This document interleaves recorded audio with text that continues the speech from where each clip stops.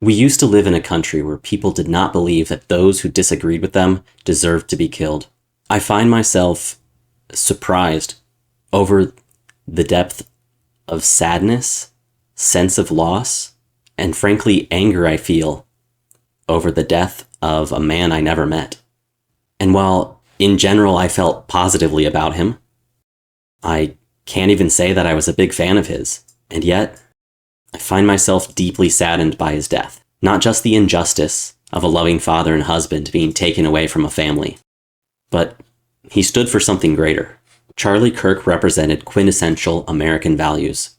Sometimes I disagreed with him, or the way he said things. I could think maybe he came off as smug, as abrasive.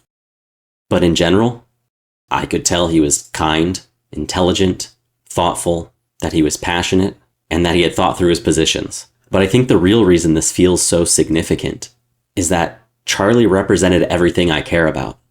He held high the values I hold most high: Christ-centered living, prioritizing family, hard work, free speech, responsibility, holding yourself accountable, taking on challenges, and persevering to overcome them. A young, Christian, family-focused, self-made entrepreneur. Now, a Christian American martyr. In life, he inspired and encouraged.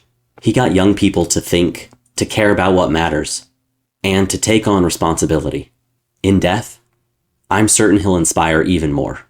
My hope is that his assassination will shake people out of their complacency-inducing comfort, to speak out and to participate as Charlie did, performing his democratic duty of championing ideas in place of force. What we as a culture have to get back to is being able to have reasonable disagreement where violence is not an option. When people stop talking, really bad stuff starts.